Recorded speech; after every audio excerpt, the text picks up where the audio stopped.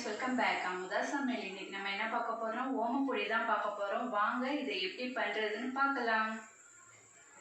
ஒரு table teaspoon ஓமம் எடுத்துக்கோங்க. மிக்ஸி ஜாரில் போட்டு அரைச்சிக்கோங்க. நல்லா ஓமத்தை பொடி பண்ணியாச்சு. இப்போ தண்ணி ஊற்றிக்கலாம். அப்போ தான் ஓமத்தோட ஃப்ளேவர் தண்ணியில் நல்லா இறங்கும். தேவையான பொருளை பார்த்துடலாம். ஒரு கப்பு கடலை மாவு எடுத்திருக்கேன். 1/4 கப்பு அரிசி மாவு, தேவையான அளவு உப்பு எடுத்துக்கோங்க. கலருக்காக மஞ்சள்தூள் 1/4 டீஸ்பூன், பெருங்காயத்தூள் 1 சிட்டிகை, வெண்ணெய் 1 டேபிள் டீஸ்பூன்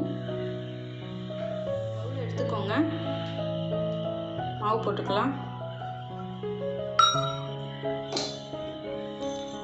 அரிசி மாவு,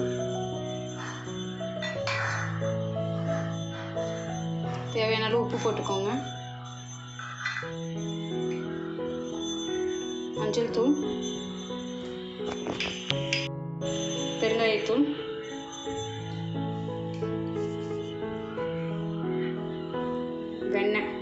வெண்ணெய் இல்லைன்னா எண்ணெய் கூட ஊற்றிக்கோங்க. எண்ணெயை வந்து சூடு பண்ணி ஊற்றுங்க.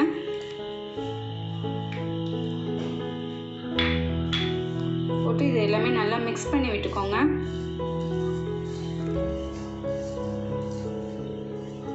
இப்போ வடிகட்டி எடுத்து வச்சுக்கலாம்.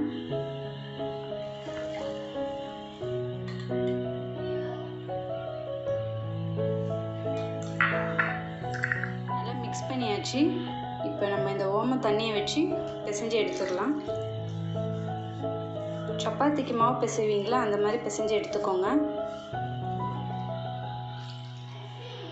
உங்களுக்கு தண்ணி பத்தலைன்னா அதே ஓமத்தில் கொஞ்சம் தண்ணி ஊற்றி வடிகட்டிக்கோங்க.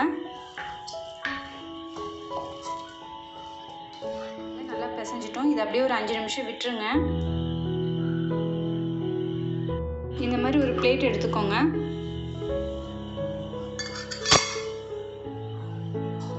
கொஞ்சமாக மாவு எடுத்து இது உள்ள இது வச்சிருங்க.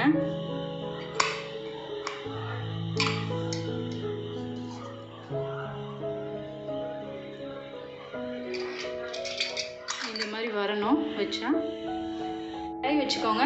எண்ணெய் ஊற்றி எண்ணெய் ஹீட் ஆயிடுச்சு. ஒரு சின்ன ஒரு இதை எடுத்து போட்டு பாருங்கள்.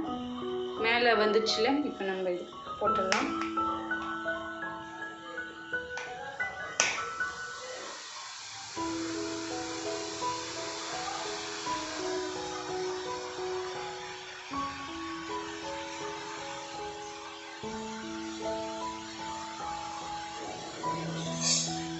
பார்த்தீங்கன்னா நுரையெல்லாம் அடங்கிருச்சு.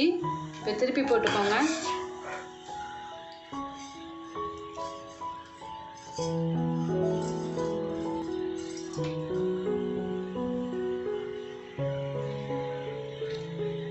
சூப்பராக ரெடி ஆயிடுச்சு.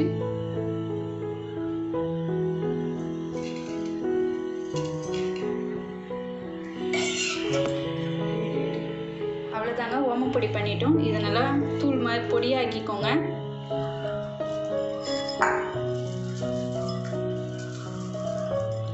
இதில் கருவேப்பிலை உங்கள் வீட்டில் இருந்துச்சுன்னா வறுத்து இதில் போட்டுக்கோங்க. கொஞ்சம் அவ்வளோதாங்க, சூப்பராக ஓமப்பொடி தயாராகிருச்சு. இதே மாதிரி நீங்களும் உங்கள் வீட்டில் தீபாவளிக்கு செய்யுங்க. இந்த வீடியோ பிடிச்சிருந்தால் மறக்காமல் அமுதா சமையலுக்கு சப்ஸ்கிரைப் பண்ணுங்கள்.